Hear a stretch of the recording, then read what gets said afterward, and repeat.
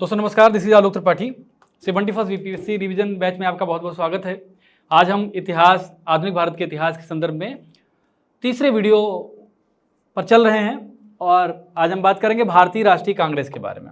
भारतीय राष्ट्रीय कांग्रेस के बारे में जब आज़ादी के आंदोलन को देखा जाता है, जब भी स्वतंत्रता आंदोलन को देखा जाता है, एक बात स्पष्ट है कि आज़ादी की जो लड़ाई है, आज़ादी की लड़ाई,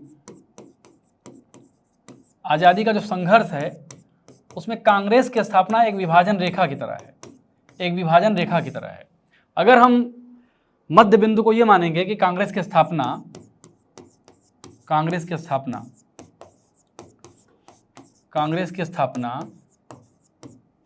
अगर इसको हम मध्य बिंदु मान लें तो कांग्रेस की स्थापना यानी 1885 AD 1885, इसके पहले का स्वतंत्रता संघर्ष और इसके बाद का स्वतंत्रता संघर्ष, यानी एक डिविडेंड लाइन है।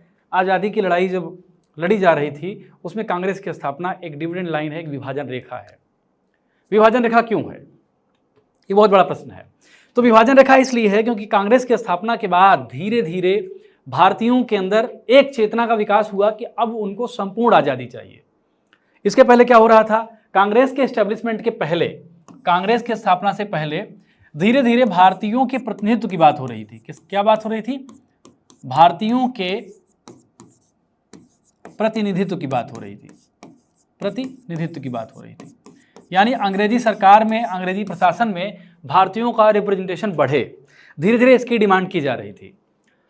लेकिन कांग्रेस की स्थापना जब हो गई 1885 में, तो कांग्रेस की स्थापना के बाद ये डिमांड और बृहत्तर रूप ग्रहण करती है, बृहत्तर रूप के रूप में सामने आती है और फिर संपूर्ण स्वराज की बात होती है। संपूर्ण स्वराज। हालांकि कांग्रेस की स्थापना के तुरंत बाद ये भी नहीं होता, कांग्रेस की स्थापना के बाद तुरंत बाद ये नहीं होता है। शुरुआत में नरमवादी ये चाहते थे कि धीरे धीरे करके भारत उस स्टेज में आए जहां स्वशासन को प्राप्त कर पाए, सेल्फ रूल को प्राप्त कर पाए। और इसमें 1905 में एक बहुत बड़ी घटना घटती है और उस घटना का नाम होता है बंगाल का विभाजन।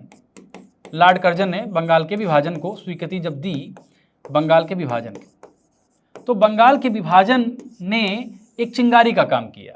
ये एक ऐसी चिंगारी थी कि कांग्रेस दल में ही जो दो धड़े थे, एक धड़ा जिसको नरम दल कहा जाता था, दूसरा धड़ा जिसको गरम दल कहा जाता था। नरम दल ये चाहता था कि धीरे धीरे करके हम स्वशासन की स्थिति में आएँ, पहले भारतीयों का प्रतिनिधित्व प्रशासन में हो और धीरे धीरे जब वो प्रशासन में उनकी स्थिति बेहतर होती जाए तब जाकर स्वशासन की बात हो। लेकिन गरम दल ऐसा चाहता था कि नहीं, हमारे देश की मिट्टी पर हमारा हक है और ये आज़ादी हम लेकर रहेंगे और इस आज़ादी को लेने के लिए हम किसी भी स्थिति तक जाने को तैयार हैं, मरने को तैयार हैं और मारने को तैयार हैं। तो ये पूरा जो मामला था, ये कांग्रेस की स्थापना के पहले और बाद, हालांकि कांग्रेस की स्थापना से 20 वर्ष तक लगभग फिर भी नरम जो पंथी थे उनका ही जो पूरा मामला रहा, उनका ही प्रभुत्व रहा।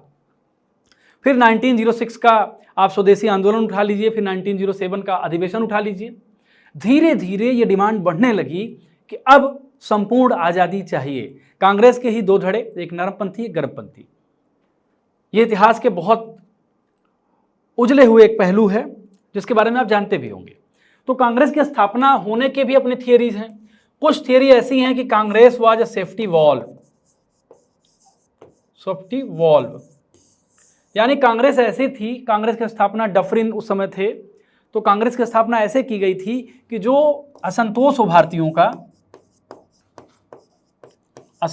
भारतीयों का वो किसी मंच पर व्यक्त हो जाए, और ये असंतोष जब व्यक्त हो जाएगा तो ये असंतोष विस्फोट के रूप में काम नहीं करेगा।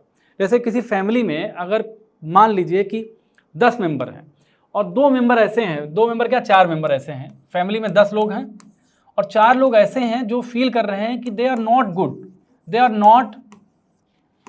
Not feeling better in this family scenario. मतलब उनको घर का जो मास्टर है उसके खिलाफ उनको अच्छा नहीं लग रहा है क्योंकि मास्टर उनको एक्सप्लॉइट कर रहा है। और ये अपनी आवाज़ भी उभार नहीं पा रहे हैं, अपनी बात रख भी नहीं पा रहे हैं, तो धीरे धीरे उनके अंदर ये चीज़ बढ़ती जाएगी, बढ़ती जाएगी, बढ़ती जाएगी। जितनी भी क्रांतिकारी घटनाएं पूरी दुनिया में चाहे भारत में हो, उसमें उभार तभी आता है, विस्फोट तभी आता है जब कोई आवाज़ लगातार लगातार लगातार दबाई जाती है। यही फैमिली में होगा, अगर 4 मेंबर की आवाज़ लगातार लगातार दबाई जाएगी तो एक स्थिति ऐसी आएगी कि ये फैमिली के मेंबर अपनी फैमिली के मास्टर के खिलाफ विद्रोह कर देंगे। तो एक धड़ा ये मानता है कि सेफ्टी वॉल्व के रूप में कांग्रेस की स्थापना की गई थी और असंतोष जो था भारत की जनता में, खासकर उभरते मध्यवर्ग में, उस असंतोष को कांग्रेस के मंच पर लाकर व्यक्त कर देना था, ताकि ये एक तरह से ऐसा छोटे मोटे पटाखों की तरह व्यक्त कर देना है ताकि बम का ये रूप ना ले पाए। हालांकि कांग्रेस की स्थापना के बाद धीरे धीरे कांग्रेस में अलग अलग रिफॉर्म हुए। शुरू में जो कांग्रेस वकीलों की कांग्रेस थी, धनपतियों की कांग्रेस थी जिनके पास बहुत पैसा हुआ करता था, जमींदारों की कांग्रेस थी, धीरे धीरे वो आम किसान मजदूरों की कांग्रेस बनने लगी। 1916 का अगर VHU में गांधी का भाषण देखेंगे तो गांधी ने इसी बात पे एम्फेसिस किया कि कांग्रेस को आम मजदूर, आम किसान के लिए होना चाहिए। पेरियार ने, इवन पेरियार जो साउथ इंडिया के हीरो हैं, सामाजिक न्याय के पुरोधा हैं, उन्होंने कांग्रेस इसी बात पर छोड़ दी कि कांग्रेस किसी खास वर्ग को प्रतिनिधित्व देती है, यहाँ गरीब, किसान, दलित की आबादी को रिप्रेजेंटेशन नहीं मिल रहा है। यानी कांग्रेस ने अपनी स्थापना से लेकर आज़ादी के आंदोलन के पहले तक बहुत सारे रूपों को देखा, बहुत सारे अंतर्विरोधों को देखा और बहुत सारे अंतर्विरोधों को झेलते हुए कांग्रेस एक बृहत्तर ऑर्गेनाइजेशन के रूप में, एक बृहत्तर संगठन के रूप में उभरी जो देश की जनता की आवाज़ बनी। तो ये तो एक बेसिक फिनोमिना है कांग्रेस की स्थापना का। तो कांग्रेस की स्थापना से प्रश्न आना जरूरी है, आता भी है, कोई भी आयोग हो। कांग्रेस की स्थापना के बाद से कांग्रेसी नेताओं का रोल क्या रहा, स्वतंत्रता संघर्ष में उनकी क्या स्थिति रही, इस तरह के प्रश्न किसी भी सिविल सर्विसेज में पूछे ही जाते हैं। तो 71st VPSC की जब हम बात करेंगे तो 71st VPSC में भी कांग्रेस की स्थापना से कुछ ना कुछ प्रश्न आते ही हैं। तो वो कुछ महत्वपूर्ण प्रश्न हैं जिसके संदर्भ में हम चर्चा करेंगे। जैसे पहला ही प्रश्न, और इंटरेस्टिंग बात है कि ये सारे प्रश्न, जिन प्रश्नों की हम चर्चा कर रहे हैं, ये प्रश्न एग्जाम में आए हुए प्रश्न हैं। तो पहला प्रश्न है, भारतीय राष्ट्रीय कांग्रेस की स्थापना की थी तो A.O. ह्यूम ने की थी। A.O. ह्यूम ने की थी 1885 में। भारतीय राष्ट्रीय कांग्रेस के संस्थापक थे, असैनिक सेवक थे ये। भारतीय राष्ट्रीय कांग्रेस की स्थापना हुई 1885 में। 1885 में W.C. बनर्जी द्वारा इंगित भारतीय राष्ट्रीय कांग्रेस के उद्देश्यों में से नहीं था। यह प्रश्न पूछा गया है, क्या उद्देश्य कांग्रेस का नहीं था? तो शिक्षित वर्ग की पूर्ण सम्मति से महत्वपूर्ण और आवश्यक सामाजिक विषयों पर विचार प्रकट करना, ये इसका उद्देश्य नहीं था। भारतीय राष्ट्रीय कांग्रेस के दूसरे अधिवेशन की अध्यक्षता किसने की थी? दादा भाई नौरोजी ने की थी। दूसरे अधिवेशन की अध्यक्षता की थी दादा भाई नौरोजी ने की थी। भारतीय राष्ट्रीय कांग्रेस के द्वितीय सम्मेलन में कितने मुस्लिम प्रतिनिधियों ने भाग लिया था? यह भी प्रश्न आया है, तो इसका उत्तर है 33। भारतीय राष्ट्रीय कांग्रेस के द्वितीय मुस्लिम अध्यक्ष कौन थे? तो रहीमतुल्लाह मोहम्मद सयानी। भारतीय राष्ट्रीय कांग्रेस की प्रथम महिला अध्यक्ष कौन थी? एनी बेसेंट थी।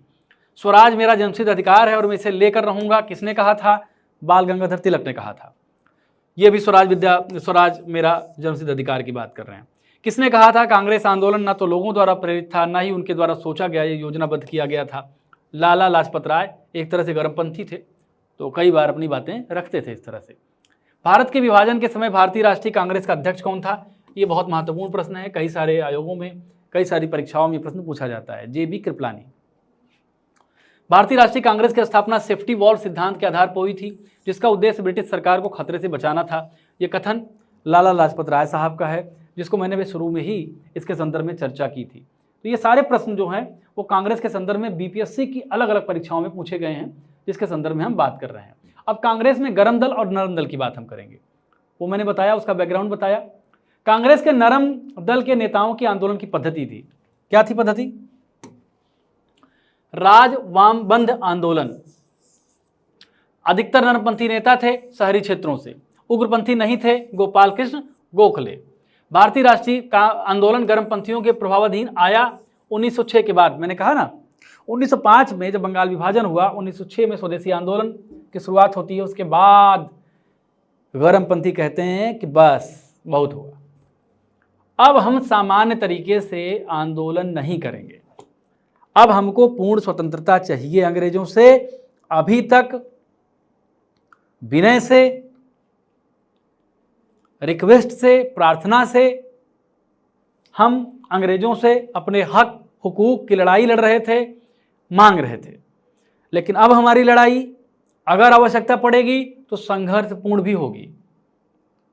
और संघर्षपूर्ण स्थिति जब 1905 में विभाजन हुआ और ये समझ में आया कांग्रेस के लीडर्स को, कांग्रेस के लीडरान को ये समझ में आया कि ये जो 1905 में अंग्रेजों ने काम किया है, लॉर्ड कर्जन ने जो काम किया है, ये पूरे देश में कर सकता है।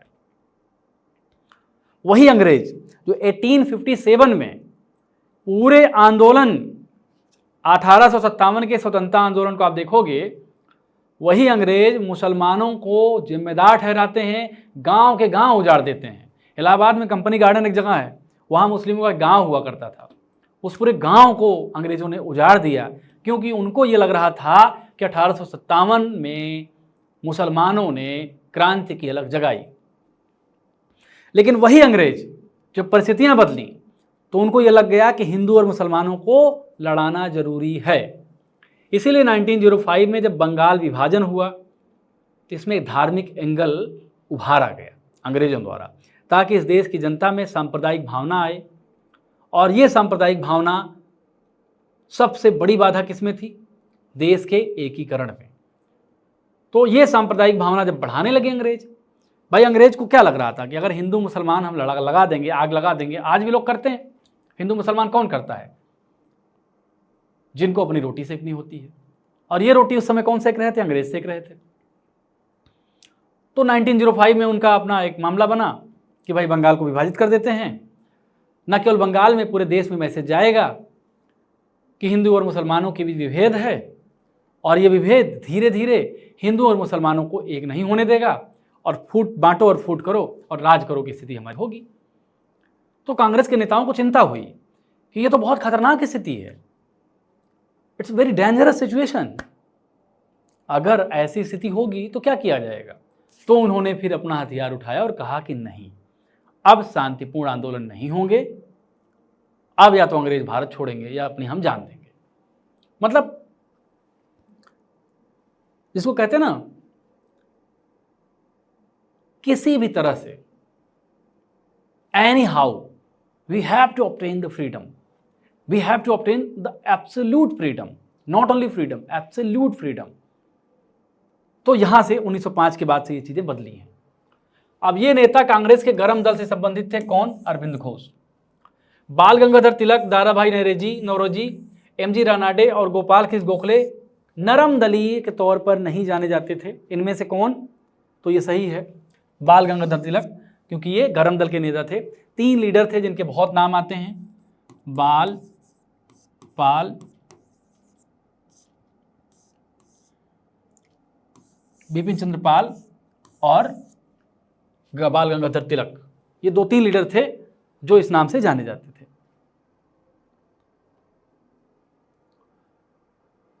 शेरे पंजाब के नाम से कौन मशहूर था? तो लाला लाजपत राय, लाल बाल पाल, 3 थे, लाल बाल पाल, गरम दल। 1908 में बाल गंगाधर तिलक को जेल हुई 6 वर्ष की। अब भारत में क्रांतिकारी आंदोलन, जैसे जैसे कांग्रेस की स्थापना के दिन बीत रहे हैं और भारत में स्थिति पैनिकिंग हो रही है, धीरे धीरे जनता को लग रहा है कि आज़ादी चाहिए। जनता का एक वर्ग बहुत तेज़ी से आज़ादी की भावना से ओतप्रोत हो रहा है, अंग्रेजों को भगाना चाहता है। तो धीरे धीरे आप देखेंगे कांग्रेस में भी चीज़ें बदल रही हैं। ये चीज़ समझ लीजिए कि पॉलिटिकल जो ऑर्गेनाइजेशंस होते हैं वो जनता को रिप्रेजेंट करते हैं। पॉलिटिकल जो ऑर्गेनाइजेशन होते हैं वो जनता को रिप्रेजेंट करते हैं। आप ये चीज़ ध्यान रखिएगा। अगर जनता की इच्छा बदलेगी, अगर जनता की इच्छा, आकांक्षा, तरीके, मांगे अगर ये बदलेंगी तो एकदम ऑब्वियस सी बात है कि जो भी राजनीतिक संगठन होंगे, जो भी राजनीतिक संगठन होंगे,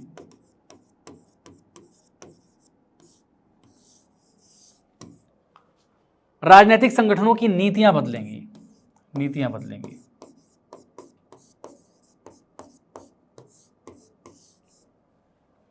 अगर जनता, अगर सामान्य जो नागरिक हैं वो डिमांड करेंगे रोजगार की, अगर वो रोजगार की डिमांड करेंगे, स्वास्थ्य की डिमांड करेंगे, शिक्षा की डिमांड करेंगे, तो मजबूरी में ही सही राजनीतिक संगठनों को इसकी बात करनी होगी। लेकिन अगर जनता के अंदर हिंदू मुसलमान,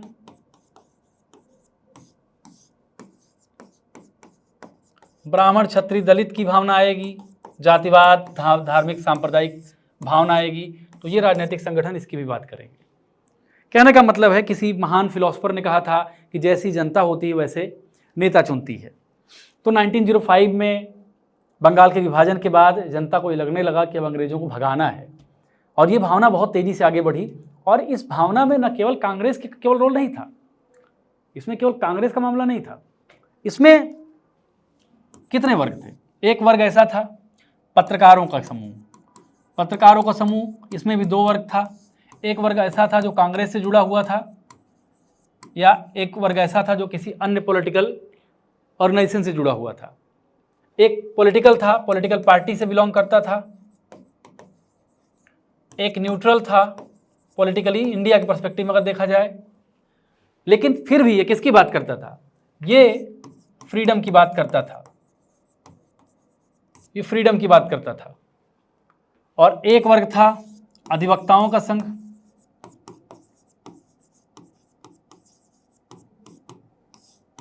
अधिवक्ताओं का संघ।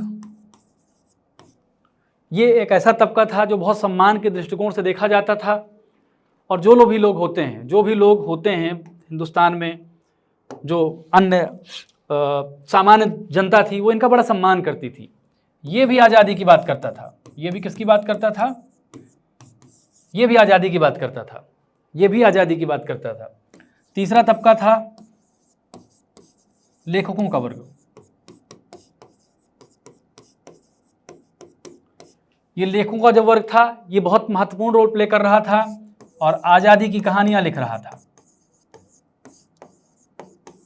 मैं आपको बैकग्राउंड इसलिए बता रहा हूं ताकि आप पढ़ें तो आप इंटरलिंक कर पाएं और बहुत फैक्ट में आपको दिक्कत ना हो। और चौथा वर्ग था आम कृषक मजदूर वर्ग, जिनके बच्चे शिक्षित हो जाते थे। हालांकि बहुत छोटा वर्ग था, लेकिन जो शिक्षित बच्चे थे ये भारत माता के लिए किसी भी हद तक जाने को तैयार थे। तो ये एक सामूहिक लड़ाई थी। ये आज़ादी का संघर्ष जो था ये सबकी लड़ाई थी, किसी एक की नहीं थी। ये एक सामूहिक संघर्ष था, सामूहिक संघर्ष। और इस सामूहिक संघर्ष में कांग्रेस भी एक बहुत महत्वपूर्ण रोल प्ले कर रही थी, क्योंकि कांग्रेस इनकी आवाज़ बन रही थी, क्योंकि कांग्रेस को ये लग गया था कि इनकी आवाज़ बनना जरूरी है। और इस आवाज़ में फिर धीरे धीरे क्रांतिकारी गतिविधियां बनी। अभिनव भारत एक संस्था है, उसको इस्टेब्लिश किया सावरकर ने, बीडी सावरकर ने, दामोदर सावरकर ने अभिनव भारत को इस्टेब्लिश किया। 1906 में लंदन में अभिनव भारत सोसाइटी की स्थापना किसने की थी, तो दामोदर सावरकर ने की थी। पटना में 13 में अनुशीलन समिति की एक शाखा की स्थापना किसने की थी, सचिंद्र नाथ सान्याल ने की थी। अनुशीलन समिति थी, एक क्रांतिकारी संगठन था जो भारत को आज़ादी दिलाने का प्रयास कर रहा था। मुजफ्फरपुर में किंग्सफोर्ड की हत्या का प्रयास कब किया गया, तो 1908 में किया गया है। 1908 में खुदीराम बोस ने किस स्थान पर किंग्सफोर्ड की हत्या का प्रयास किया, मुजफ्फरपुर। यानी मुजफ्फरपुर में किसने हत्या का प्रयास किया, तो खुदीराम बोस ने किया था, याद रखिए, खुदीराम बोस ने किया था। किस वर्ष हिंदुस्तान रिपब्लिकन एसोसिएशन की स्थापना हुई थी, तो 1924 में हुई थी। लेकिन यही HSRA Hindustan socialist Republican association, इसकी स्थापना 1928 में होती है, चंद्रशेखर आज़ाद करते हैं। निम्नलिखित पंक्तियों को किसने लिखा, सरफरोशी की तमन्ना अब हमारे दिल में है, देखना है जोर कितना बाजुए कातिल में है, बिस्मिल अजीमाबादी। आपको पता है कि पटना को अजीमाबाद भी कहा जाता है, तो बिस्मिल अजीमाबादी। और इन्हीं बिस्मिल का टाइटल राम प्रसाद बिस्मिल लगाते हैं, एक पंडित एक मुसलमान। ये हमारा है हिंदुस्तान। आज़ादी की लड़ाई में हिंदू और मुस्लिम, पंडित, ठाकुर, दलित, वैश्य सब लड़ रहे थे। इसीलिए भारत एक कम्युनल देश नहीं है। काकोरी ट्रेन डकैती कांड में इन क्रांतिकारियों को फांसी की सजा दी गई थी, तो राम प्रसाद बिस्मिल और अशफाकुल्ला खां। देख रहे हैं आप एक चीज, एक हिंदू एक मुसलमान का जोड़ा। इसका मतलब हमारा देश कितना खूबसूरत है। आजादी की लड़ाई में सबका बराबर का रोल था, और हम सबको भी इसी भावना के साथ रहना चाहिए। हम सब भाई भाई हैं। हिंदुस्तान सोशलिस्ट रिपब्लिकन एसोसिएशन संस्थापक नेताओं में से एक थे भगत सिंह। इंकलाब जिंदाबाद का नारा किसने दिया था? हसरत मोहानी ने। और इसको लोकप्रिय किसने बनाया? भगत सिंह ने बनाया। हसरत मोहानी जो संविधान सभा में भी फंडामेंटल राइट्स, आपके अधिकारों की बात करते हुए न जाने कितने remarkable debates has been created by Hasrat Mohani, one of the distinguished leader of India who is just raising the voice of common people, जो सामान्य जनता की आवाज संविधान सभा में उठा रहे थे। ये हजरत मोहानी थे। सरकार के विरोध में असेंबली में बम फेंकने के समय भगत सिंह की उम्र कितनी थी? 21 साल। जितने साल में आप परीक्षा देने लायक बनते हैं, उतने वर्ष में भगत सिंह असेंबली में बम फेंक रहे थे, और 23 साल में वो इंसान अपनी जान गंवा देता है भारत माता के लिए। तो ये आधुनिक भारत का इतिहास जब आप पढ़ोगे, फैक्ट पढ़ोगे, ये जो फैक्ट्स हैं ये केवल फैक्ट नहीं है, ये भारत माता को आज़ादी दिलाने की अपनी दास्तां है। इस भावना से आप पढ़िए तो आपको फैक्ट भी याद हो जाएंगे। आगे बढ़ते हैं। सुखदेव, भगत सिंह तथा राजगुरु को किस तारीख को फांसी दी गई थी? तो ये तारीख थी 23 मार्च 1931। चढ़गांव शस्त्रागार धावे से संबंधित थे सूर्य सेन। निष्क्रिय विरोध के सिद्धांत का प्रतिपादन किसने किया था? अरविंद घोष ने किया था। स्वतंत्रता संग्राम के दौरान भारतीय राज्यों कश्मीर, निजाम हैदराबाद के, त्रावणकोर आदि जैसे भारतीय शासकों द्वारा शासित में से एक समानांतर आंदोलन शुरू किया गया था। उसका नाम था प्रजामंडल आंदोलन। अगले हिस्से की ओर चलते हैं। भारत से बाहर क्रांतिकारी गतिविधियां, इसका क्या मतलब है? इसका मतलब है कि न केवल आज़ादी की लड़ाई भारत में चल रही थी, बल्कि जो भारतीय मूल के लोग बाहर रह रहे थे वो भी आज़ादी की अलग जगा रहे थे। वो भी चाहते थे कि भारत आज़ाद हो, भारत खुद मुख्तार हो, भारत अपने पैर पर खड़ा हो। और इस लड़ाई में बहुत सारे भारतीय जिनके बारे में प्रश्न पूछे जाते हैं उसका जिक्र कर लेते हैं। जैसे पहला ही प्रश्न है, लंदन में इंडिया हाउस के संस्थापक कौन थे? तो श्याम जी कृष्ण वर्मा थे। गदर पार्टी की स्थापना कब हुई थी? तो ये गदर पार्टी स्थापित हुई थी 1913 में। गदर पार्टी की स्थापना हुई कहाँ थी? तो संयुक्त राज्य अमेरिका में। गदर क्रांति छिड़ने का सबसे महत्वपूर्ण कारण क्या था? प्रथम महायुद्ध का शुरू होना। जर्मनी के समर्थन से काबुल में राजा महेंद्र प्रताप सिंह के नेतृत्व में अंतरिम सरकार का गठन हुआ था प्रथम विश्व युद्ध के समय। भारतीय क्रांति की जननी कहा गया है मैडम भीकाजी रुस्तम कामा को। मैडम कामा ने 1907 में प्रथम तिरंगा ध्वज कहां फहराया था? तो स्टुटगार्ट।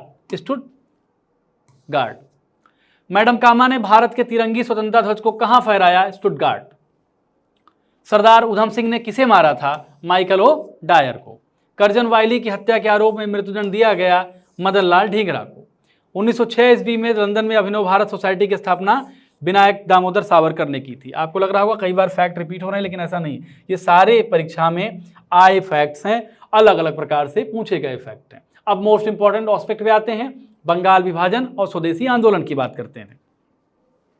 तो बंग भंग के बाद शुरू हुआ आंदोलन कौन था? स्वदेशी आंदोलन, हमने पहले बताया आपको।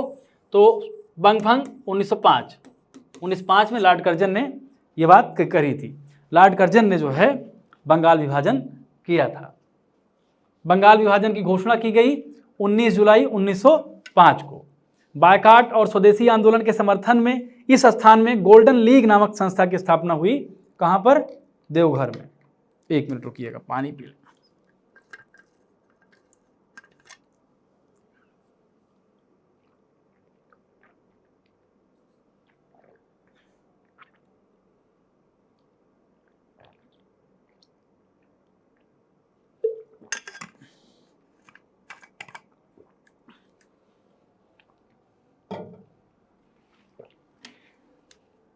देवघर में की गई थी। आगे बढ़ते हैं। 1905 में बंगाल विभाजन किस वायसराय ने किया? लॉर्ड कर्जन ने। बंगाल विभाजन के विषय में किसने कहा था विभाजन हमारे ऊपर बम की तरह गिरा? सुरेंद्रनाथ बनर्जी ने। बंगाल विभाजन के प्रत्याघात के रूप में कौन सा आंदोलन शुरू हुआ? स्वदेशी आंदोलन। स्वदेशी आंदोलन में क्या था कि हम अपना ही सामान इस्तेमाल करेंगे, बाकी सब स्वाहा कर देंगे। अलग अलग देश के अलग अलग हिस्सों में स्वदेशी आंदोलन को खूब प्रचारित किया गया और बताया गया कि हम विदेशी सामान का बाइकाट करेंगे तभी चीज़ें बनेंगी। देखिए एक चीज़ आप जान लीजिए, जब हम राजनीतिक तौर पर कोई लड़ाई लड़ते हैं, राजनीतिक तौर पर जब हम कोई लड़ाई लड़ते हैं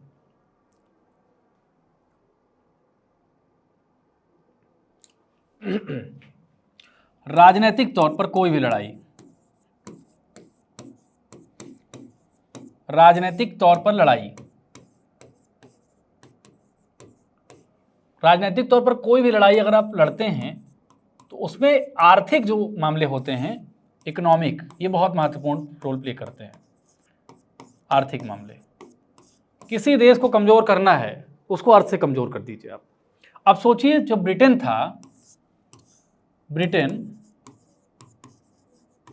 हमारे ऊपर शासन करता था, हमको 2 तरह से एक्सप्लॉइट कर रहा था। पहली चीज, हमारी जमीन पर शासन कर रहा था,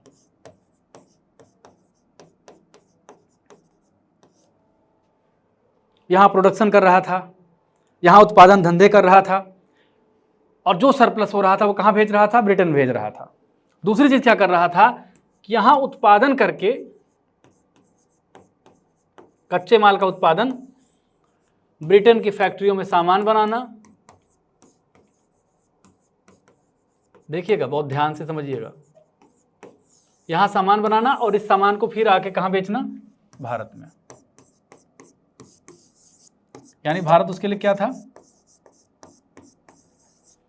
मार्केट था। आपका ही सामान इस्तेमाल किया, अपनी फैक्ट्री में बनाया, आपको ही बेच दिया। तो दोहरी मार भारतीयों को मिल रही थी, और इस दोहरी मार को ब्रेक करने के लिए जो तरीका था वह स्वदेशी था, कि हम नहीं पहनेंगे विदेशी, नहीं सामान इस्तेमाल करेंगे किसी विदेशी, और आर्थिक तौर पर अगर ब्रिटेन कमजोर होगा तो उसका लाभ भारत को मिलेगा। यह कंसेप्ट था भी विदेशी स्वदेशी आंदोलन का।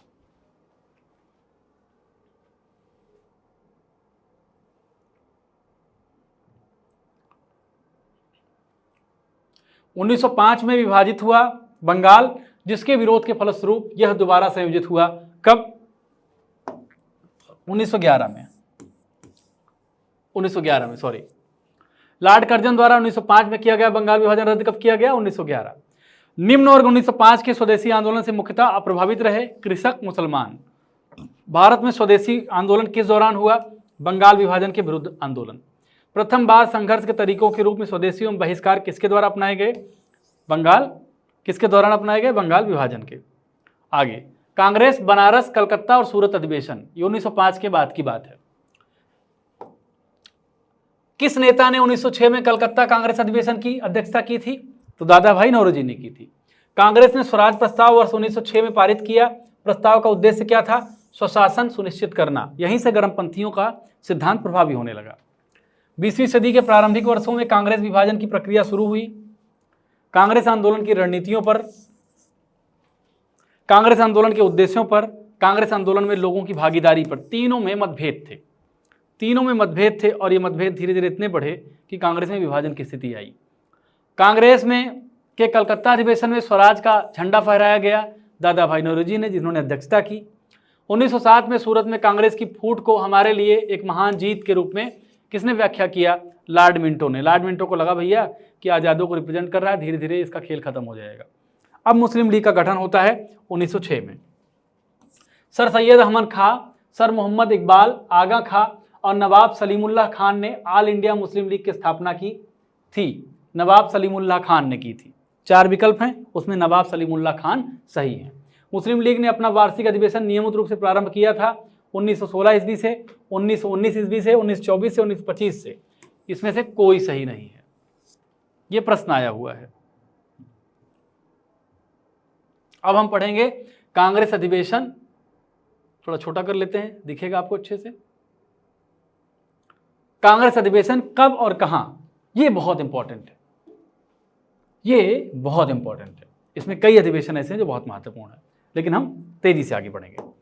पहला अधिवेशन हुआ कांग्रेस की स्थापना के साथ ही 1885 में। कहां हुआ? बंबई में हुआ। व्योमेश चंद्र बनर्जी ने, WC बनर्जी याद कर लीजिए, 72 प्रतिनिधियों ने इसमें प्रतिभाग किया। दूसरा हुआ 86 में कलकत्ता में, दादा भाई नौरोजी इसके प्रेसिडेंट थे, चेयर कर रहे थे। तीसरा हुआ मद्रास में, बदरुद्दीन तैयब जी थे, पहले मुस्लिम अध्यक्ष थे। ये सवाल कई बार एग्जाम में पूछा जाता है, प्रथम मुस्लिम अध्यक्ष। चौथा 1888 में इलाहाबाद में हुआ। इलाहाबाद में हुआ, इसके अध्यक्ष थे जॉर्ज यूल, प्रथम अंग्रेज अध्यक्ष थे ये।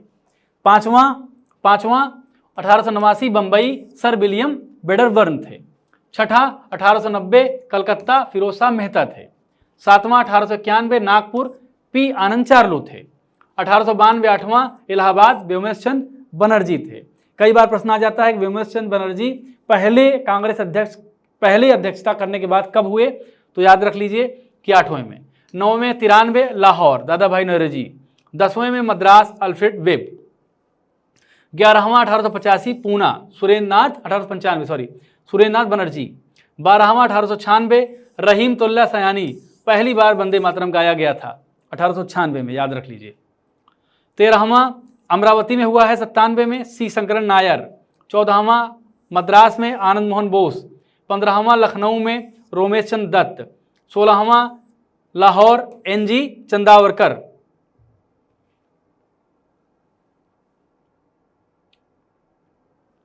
17वां 1901 कलकत्ता, दिनसा इरुचवी वाचा। 18वां 1902 अहमदाबाद, सुरेंद्रनाथ बनर्जी। 19वां मद्रास, लाल मोहन घोष। 20वां बंबई, सर हेनरी कॉटन। 1905 21वां गोपाल कृष्ण गोखले। 22वां 1906 कलकत्ता, दादा भाई नौरोजी, पहली बार स्वराज शब्द का प्रयोग। 23वां 1907 सूरत, डॉक्टर रास बिहारी घोष, कांग्रेस का प्रथम विभाजन, यह अधिवेशन स्थगित कर दिया गया था। कांग्रेस का पहली बार यहाँ पे विभाजन हो गया। 23वां 1908 मद्रास, रास बिहारी घोष, कांग्रेस संविधान का निर्माण यहाँ हुआ। 24वां 1909 लाहौर, पंडित मदन मोहन मालवीय। 25वां इलाहाबाद, विलियम वेडरबर्न। 1911 कलकत्ता, 26वां। 27वां 1912 बांकीपुर, RN मुधोलकर। 28वां कराची, नवाब सैयद मोहम्मद बहादुर। उसके बाद मद्रास में हुआ 29वां भूपेंद्र नाथ बोस। 30वां बंबई, सर सत्येंद्र प्रसन्न सिन्हा। 31वां लखनऊ, अंबिका चरण मजूमदार। 32वां 17 कलकत्ता, श्रीमती एनी बेसेंट इसकी अध्यक्ष रहीं। 33वां 1918 दिल्ली में मदन मोहन मालवीय। 1919 में अमृतसर, पंडित मोतीलाल नेहरू। 35वां 20 नागपुर, C विजय राघव चारियार, कांग्रेस संविधान में परिवर्तन। 1921 में अहमदाबाद में हुआ, हकीम अजमल खान कार्यकारी रहे। उसके बाद 22 में गया में हुआ, देशबंधु चित्तरंजन दास 33वां। 38वां 1923 काकीनाडा में मौलाना मोहम्मद अली जौहर थे। विशेष अधिवेशन 23 में बुलाया गया, मौलाना अबुल कलाम आजाद इसके अध्यक्ष थे। उसके बाद 39वां 24 में आया बेलगाम, जिसको कांग्रेस ने मनाया भी था इसके 100 साल में, महात्मा गांधी इसके थे। 40वां 1925 कानपुर, श्रीमती सरोजनी नायडू, प्रथम भारतीय महिला अध्यक्ष। 41वां 26 में हुआ गुवाहाटी, N श्रीनिवास आयंगर सदस्य हो, खादी वस्त्र अनिवार्य किया गया। 42वां 27 में मद्रास, डॉक्टर M अंसारी, पूर्ण स्वाधीनता की मांग की गई, बहुत इंपॉर्टेंट है ये। 33वां 28 में कलकत्ता में पंडित मोतीलाल नेहरू इसके अध्यक्ष थे। 29वां लाहौर, पंडित JL नेहरू, पूर्ण स्वराज की मांग, ये मोस्ट इंपॉर्टेंट है, मोस्ट इंपॉर्टेंट है, इसको जरूर याद रखिएगा। 45वां कराची सरदार वल्लभ भाई पटेल मौलिक अधिकार की मांग, ये भी इंपॉर्टेंट है।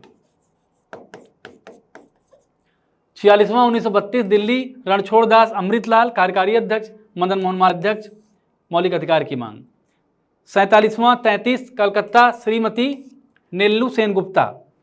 48वां 1934 बंबई डॉक्टर राजेंद्र प्रसाद। 49वां 1936 लखनऊ पंडित जवाहरलाल नेहरू। 50वां 1936 फैजपुर पंडित जवाहरलाल नेहरू गांव में आयोजित प्रथम अधिवेशन। 51वां हरिपुरा सुभाष चंद्र बोस। 52वां 1939 त्रिपुरी सुभाष चंद्र बोस। और 53वां 1940 रामगढ़ अबुल कलाम आजाद। 54वां 1946 मेरठ आचार्य जेबी कृपलानी आजादी के समय अध्यक्ष। 55वां 1948 जयपुर बी पट्टाभी सीतारमैया। 56वां 1950 नासिक पुरुषोत्तम दास टंडन। ये कांग्रेस अधिवेशन रहे। अब कुछ और फैक्ट देख लेते हैं। 1906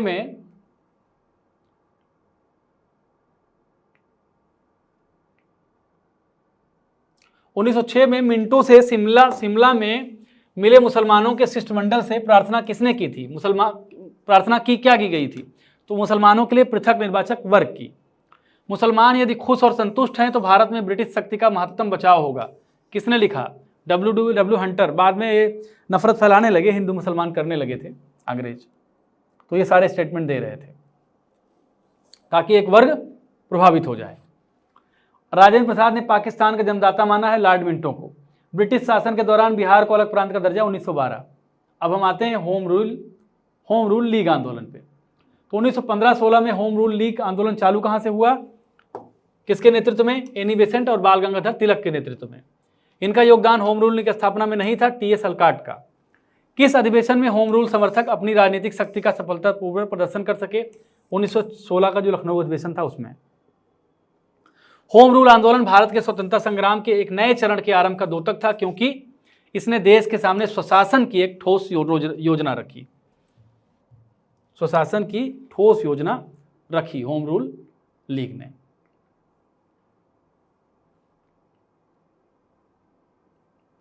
गांधी और उनके प्रारंभिक आंदोलन। गांधी के बारे में क्या कहना? गांधी के बारे में मैं कहूं तो बीपीएससी में जितने पूरे लेक्चर होंगे उसमें एक लेक्चर आ सकता है गांधी पर। तो गांधी में केवल फैक्ट हम देखेंगे।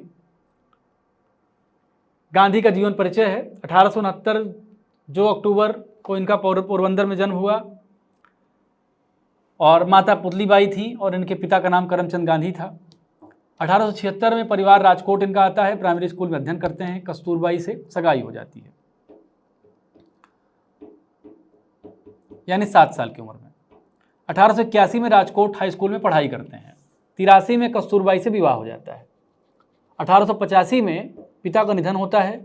87 में मैट्रिक पास करते हैं। भावनगर के श्यामल दास कॉलेज में प्रवेश लेते हैं, एक सत्र बाद छोड़ देते हैं। 88 में प्रथम पुत्र का इनका जन्म होता है। 91 में वकालत पढ़ने इंग्लैंड जाते हैं। पढ़ाई पूरी करके देश लौटते हैं। माता पुतलीबाई का निधन हो जाता है। बम्बई तथा राजकोट में वकालत आरंभ हो जाती है। 93 में क्या होता है? भारतीय फर्म के लिए केस लड़ने दक्षिण अफ्रीका रवाना होते हैं और वहां उनको रंगभेद का सामना करना पड़ता है। 94 में रंगभेद का सामना किया, वहीं रहकर समाज कार्य वकालत करने का फैसला, नटाल इंडियन कांग्रेस की स्थापना करते हैं। 96 में 6 महीने के लिए स्वदेश लौटते हैं और पत्नी तथा दोनों पुत्रों को लेकर फिर चले जाते हैं।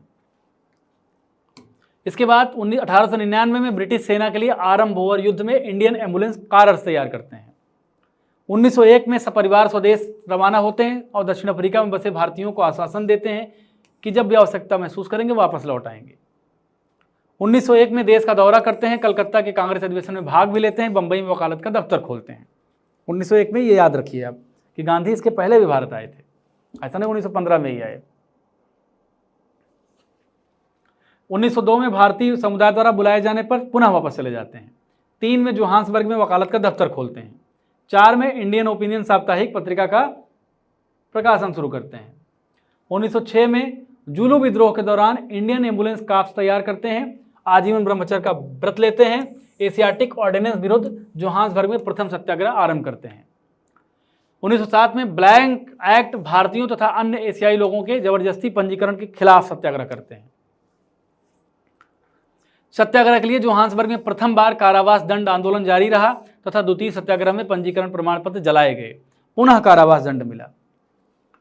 उसके बाद 1909 में भारतीयों का पक्ष लेने इंग्लैंड जाते हैं। दक्षिण अफ्रीका वापसी के समय जहाज में हिंद स्वराज पुस्तक लिखते हैं। ये इंपॉर्टेंट है, कई बार आ सकता है कि हिंद स्वराज पुस्तक गांधी जी ने कब लिखी। 1910 में जोहान्सबर्ग के निकट टॉलस्टॉय फर्म की स्थापना करते हैं। टॉलस्टॉय से बहुत प्रभावित थे गांधी।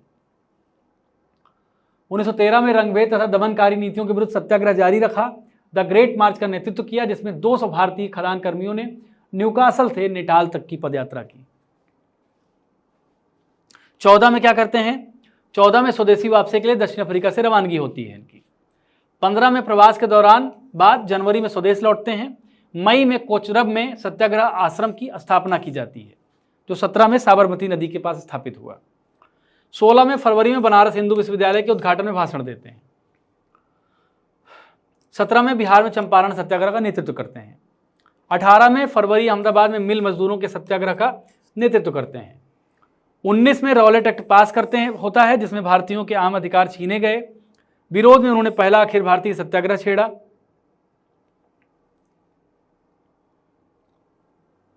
राष्ट्रव्यापी हड़ताल का आह्वान भी सफल हुआ। अंग्रेजी साप्ताहिक पत्र यंग इंडिया तथा गुजराती साप्ताहिक पत्र नवजीवन के संपादक का पद ग्रहण किया।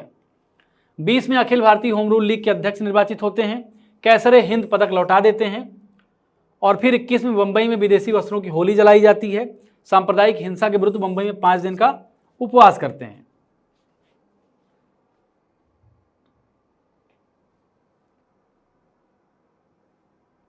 बाईस में चौरी चौरा जो हिंसक घटना के बाद जन आंदोलन स्थगित करते हैं। उन पर राजद्रोह का मुकदमा चलाया जाता है। उन्होंने स्वयं को दोषी स्वीकार किया। जज ब्रूमफील्ड ने 6 वर्ष का कारावास का दंड दिया। 23 में दक्षिण अफ्रीका में सत्याग्रह पुस्तक तथा आत्मकथा के कुछ अंश कारावास के दौरान लिखे। सांप्रदायिक एकता के लिए 21 दिन का उपवास रखा। बेलगाम कांग्रेस अधिवेशन के अध्यक्ष चुने गए। 25 में 1 वर्ष के राजनीतिक मौन का निर्णय लिया। 28 में सरदार पटेल के नेतृत्व में बारदोली सत्याग्रह में भाग लिया। 28 में कलकत्ता कांग्रेस अधिवेशन में भाग लिया। 1 वर्ष के भीतर पूर्ण स्वतंत्रता का आह्वान किया। 29 में लाहौर कांग्रेस अधिवेशन में 26 जनवरी को राष्ट्रीय स्वतंत्रता दिवस घोषित किया गया, जिसी कारण जो है गणतंत्र दिवस 26 जनवरी को मनाने का निर्णय कांग्रेस ने लिया था, भले 26 नवंबर 1949 को संविधान पूरा हो गया था। 1930 में क्या होता है? ऐतिहासिक नमक सत्याग्रह साबरमती से दांडी तक का नेतृत्व करते हैं। 31 में गांधी इरविन समझौता होता है। द्वितीय गोलमेज अधिवेशन के लिए इंग्लैंड यात्रा। वापसी में महान दार्शनिक रोमारोला से भेंट करते हैं।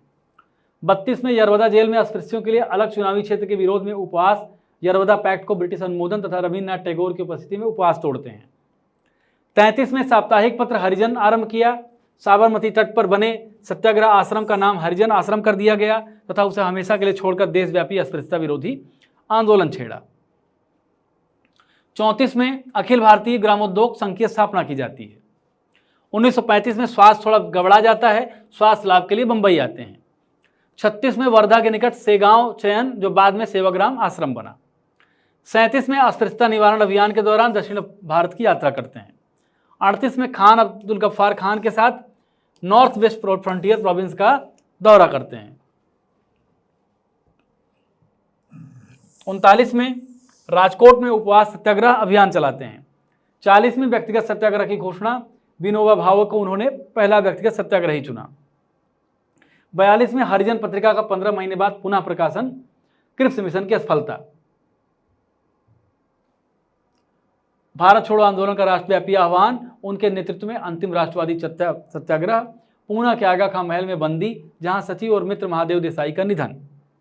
43 में वायसराय तथा भारतीय नेताओं के बीच टकराव दूर करने के लिए 21 दिन का उपवास करते हैं। 44 में 22 फरवरी आगा खां महल में कस्तूरबा का 62 साल के विवाहित जीवन के पश्चात 74 साल की उम्र में निधन। 46 में ब्रिटिश कैबिनेट मिशन से भेंट। पूर्वी बंगाल के 49 गांवों की शांतिप्रिय यात्रा, जहां सांप्रदायिक दंगों की आग भड़की हुई थी। 47 में सांप्रदायिक शांति के लिए बिहार यात्रा। नई दिल्ली में लॉर्ड माउंटबेटन तथा जिन्ना से भेंट। देश विभाजन का विरोध। देश के स्वाधीनता संग्राम। 47 को 15 अगस्त को कलकत्ता में दंगे शांत करने के लिए उपवास तथा प्रार्थना। जब आज़ादी का जश्न मनाया जा रहा था, ये आदमी दंगे जहां भड़के हुए थे वहां शांति लाने का प्रयास कर रहा था। सितंबर 47 में दिल्ली में सांप्रदायिक आग से झुलसे जनमानस को सांत्वना देने पहुंचते हैं। 48 में फैली सांप्रदायिक हिंसा के विरोध में दिल्ली के बिरला भवन में 13 जनवरी से 5 दिनों का जीवन का अंतिम अवकाश करते हैं और उपवास करते हैं। 20 जनवरी 1948 को बिरला हाउस में प्रार्थना सभा में विस्फोट होता है। 30 जनवरी को एक आतंकवादी ने इनकी हत्या कर दी, इस देश का पहला आतंकवादी नाथूराम गोडसे। नाम लेना भी शर्म की बात है, उसने गांधी को मार दिया। और गांधी की का निर्मम अंत होता है, लेकिन गांधी का अंत होता है, लेकिन गांधी विचारों में आज भी मौजूद हैं और मौजूद रहेंगे। अब थोड़ा इनके बारे में फैक्ट की चर्चा करते हैं। किस कॉलेज में गांधी ने पढ़ाई की थी? श्यामल दास आर्ट्स कॉलेज भावनगर। इनकी कानूनी समस्या का कारण समाधान हेतु गांधी को 1893 में दक्षिण अफ्रीका बुलाया गया था, गुजरात के दादा अब्दुल्ला। भारत में गांधी का प्रथम सत्याग्रह आंदोलन था जिसमें उन्होंने सविनय अवज्ञा का प्रयोग किया, चंपारण। महात्मा गांधी का भारत में पहला सत्याग्रह कौन था? चंपारण। भारतीय स्वतंत्रता संग्राम के बारे में कौन सा कथन सही नहीं है? ये प्रश्न है। तो वर्ष 21 में महात्मा गांधी को गिरफ्तार किया गया था। इस सत्याग्रह आंदोलन में गांधी जी ने प्रत्यक्ष रूप से भाग नहीं लिया, वायकोम सत्याग्रह। यह व्यक्ति लंबे समय तक AICC के खजांची रहे तथा सन 1930 में जेल भी गए। कौन थे ये जमनालाल बजाज थे। स्वाधीनता आंदोलन के दौरान महात्मा गांधी के करीबी अंग्रेज मित्र कौन थे? Reverend Charlie Andrews. 1718 में अहमदाबाद में गांधी जी के द्वारा चलाए गए सत्याग्रह में किसने हिस्सा लिया था? मजदूरों ने हिस्सा लिया था। महात्मा गांधी ने भूख हड़ताल का प्रयोग अस्त्र के रूप में प्रथम बार किया अहमदाबाद की हड़ताल के दौरान। चंपारण में इंडिगो के किसानों की दशा की ओर गांधी जी का ध्यान किसने आकर्षित किया? राजकुमार शुक्ल ने। यह बहुत इंपॉर्टेंट है बीपीएससी के लिए, कई बार परीक्षाओं में पूछा गया है। राजकुमार शुक्ल और इनका योगदान इंपॉर्टेंट है, इसको याद रखिएगा। चंपारण जन आंदोलन के जवाब में ब्रिटिश सरकार ने इस मुद्दे को समाधान के लिए निम्नलिखित कदम उठाया। चंपारण कृषि समिति की स्थापना की।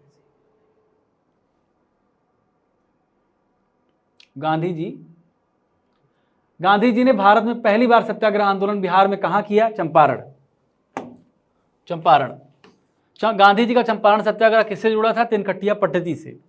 यदि नील की खेती करने से छूट चाहते तो नील के किसानों को क्षतिपूर्ति देना पड़ता, तवान। चंपारण आंदोलन मुख्यतः किसके विरोध में था? तिनकट्टिया प्रथा। चंपारण आंदोलन संबंधित नहीं थे जयप्रकाश नारायण। 1917 ईस्वी में चंपारण सत्याग्रह से कौन संबंधित नहीं थे? राम मनोहर लोहिया का इसमें कोई रोल नहीं था, इसलिए संबंधित नहीं थे। गांधी जी ने चंपारण आंदोलन जो आए थे चंपारण, किसने निमंत्रण दिया था? राजकुमार शुक्ल ने। महात्मा गांधी ने सर्वप्रथम किस किसान आंदोलन में भाग लिया? चंपारण। बिहार के कौन से स्थान में गांधी ने अपना प्रथम सत्याग्रह किया? चंपारण। किसने चंपारण सत्याग्रह के दौरान बिहार में गांधी की जान बचाई थी? बतक मियां। चंपारण नील आंदोलन के राष्ट्रीय नेता कौन थे? महात्मा गांधी। तो किसान आंदोलन की चर्चा हम कल करेंगे। आज गांधी के बारे में आपने समझ लिया, जान लिया जो परीक्षा उपयोगी तथ्य हैं। जब मैं कांग्रेस की स्थापना की बात कर रहा था तो मैंने कहा था कि जो कांग्रेस का एस्टेब्लिशमेंट है, कांग्रेस की स्थापना, बस 5 मिनट आपका और टाइम लूंगा। जो कांग्रेस की स्थापना है, मैंने कहा कि the establishment of Congress is a dividend line. Congress की स्थापना एक डिविडेंड लाइन है। आज़ादी की लड़ाई इधर, आज़ादी की लड़ाई इधर।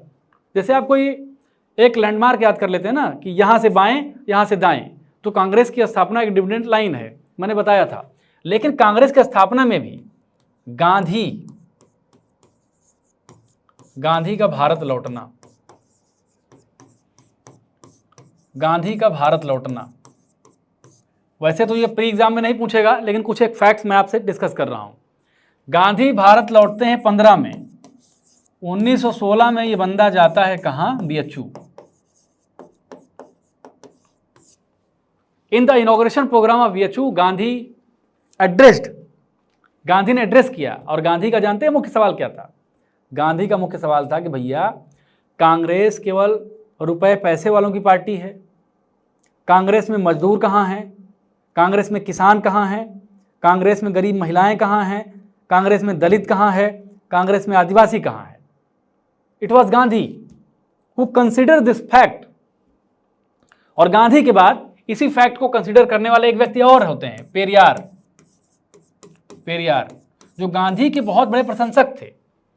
और इसी सामाजिक आंदोलन की लड़ाई में पेरियार ने कांग्रेस छोड़ भी दी। इंटरेस्टिंग बात, पेरियार वर्सेस गांधी हुआ, पेरियार वर्सेस गांधी।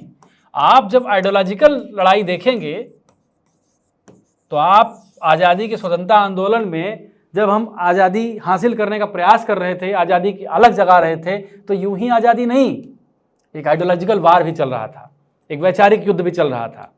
पूरी दुनिया जहां सोवियत यूनियन और अमेरिका समाजवाद और पूंजीवाद के उभार पर होना शुरू हुई थी after the first world war, Bharat में भी कुछ ऐसी वैचारिक लड़ाइयां चल रही थी। इन वैचारिक लड़ाइयों को नए आयाम देने में अंबेडकर, पेरियार, गांधी, नेहरू, भगत सिंह, चंद्रशेखर आजाद, राम प्रसाद बिस्मिल, रोशन, आज़ादी की जो क्रांतिकारी लड़ाई थे करने वाले लोगों में शुमार थे ये लोग। अंबेडकर जहां दलित विमर्श की बात करते थे, पेरियार जहां दलित विमर्श के साथ साथ क्रांतिकारिता की बात करते थे। अगर मुझे पर्सनली अगर कहा जाए, मेरी पर्सनल ओपिनियन अगर है, तो मैं पेरियार को ये मानता हूं कि ये अंबेडकर से ज़्यादा क्रांतिकारी थे। मेरी पर्सनल ओपिनियन है, घटना चक्र की नहीं है, ध्यान रखिएगा, ये मेरे संस्थान की ओपिनियन नहीं है, this my personal opinion. Periyar को जितना कंसिडर किया जाना चाहिए हिंदुस्तान के इतिहास में, उतना नहीं किया गया। Periyar was a man who considered the national movement, not only the political movement but also the social movement too. The social aspect, he originated the social facts by which the India will be self-reliant, by which India will be freed, by which India will become a nation that has not only political autonomy but also social economy.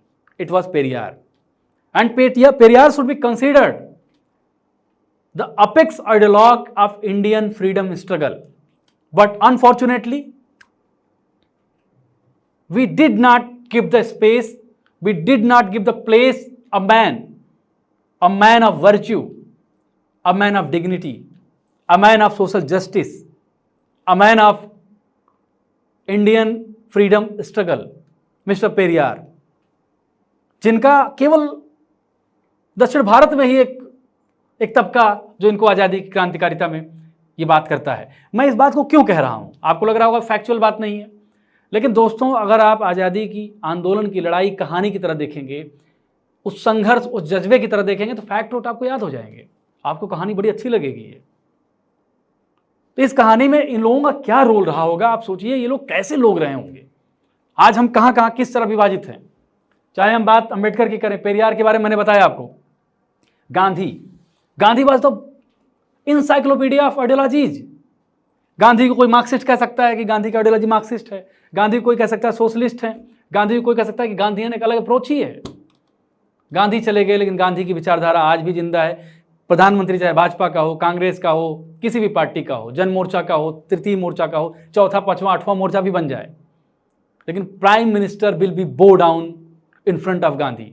कहीं जाएंगे उनके पास उनकी मूर्ति के सामने झुकना पड़ेगा, क्योंकि गांधी थे ये। मतलब हमारे आज़ादी की आंदोलन में कैसे कैसे महान लोगों ने प्रतिभाग किया, क्या प्रतिभा थी उनकी। नेहरू के बारे में क्या ही बात करें। Nehru was the first established socialist, एक ऐसा व्यक्ति। 1947 में हमारी बजट कितनी थी, 500 करोड़ की, और ऐसे समय में इस देश को एस्टैब्लिश किया। उनको लगा कि भाई मिक्स इकोनॉमी अपनाकर, कुछ सोशलिस्ट इकोनॉमी अपनाकर, क्योंकि हमारे देश की जनता के पास मार्केट वैल्यू को परचेज करने का पैसा नहीं है, जेब में रुपया नहीं है, तो कहा ठीक है भाई, हम ही बनाएंगे सामान, सस्ते मूल्य पर तुम्हें देंगे, क्योंकि हमारा दायित्व तो है, हम सरकार बनाकर केवल अपना हित साधने के लिए नहीं आए हैं। It was Nehru who just built India. Nehru थे, नेहरू के विचार थे। भगत सिंह, 23 साल की उम्र में अपनी जान देने वाला व्यक्ति, अपनी मृत्यु के एक दिन पहले लेनिन की जीवनी पढ़ने वाले भगत सिंह, सोचेंगे तो आप रो देंगे। भगत सिंह एक सोशलिस्ट व्यक्ति, 23 साल क्या होती है, 23 साल में कितने लोग तैयारी का ता नहीं जानते, और इस उम्र में उस व्यक्ति ने अपनी शहादत दे दी भारत माता के नाम पे। We are very lucky to have such leaders, we are very lucky to have such leaders our Constituent Assembly. A member like Gandhi, not Gandhi, Gandhi was murdered, brutally murdered in 1948. Member like Nehru, member like Patel, member like हजरत मोहानी. तो ये बहुत खूबसूरत देश अपना है. चंद्रशेखर आजाद, गले में जनेऊ लेकिन वैचारिक क्रांतिकारिता, अपनी संस्कृति और क्रांतिकारिता के साथ सहभाग करते हुए एक व्यक्ति. अल्फ्रेड पार्क, जिसको कंपनी गार्डन कहा जाता है, चंद्रशेखर आजाद पार्क कहा जाता है, खुद को गोली मारने वाला एक क्रांतिकारी व्यक्ति. फिर और क्रांतिकारी भी शामिल थे, लाला लाजपत राय, बाल गंगाधर तिलक, मतलब कितने महान लोग थे. तो आज़ादी की जब आप चैप्टर्स को पढ़ें, आज़ादी के बारे में डिस्कस करें, तो केवल फैक्ट्स ना पढ़ें, उस भाव से पढ़ें. इसीलिए शायद आयोग ने आधुनिक भारत के इतिहास को बहुत ज़्यादा अब वेटेज देना शुरू किया है, ताकि आप अपनी क्रांतिकारिता को ना भूलें, अपने विरासत को ना भूलें, जिस विरासत के आधार पर आज हमको फंडामेंटल राइट्स, बोलने की आज़ादी और संविधान मिला है. नमस्कार.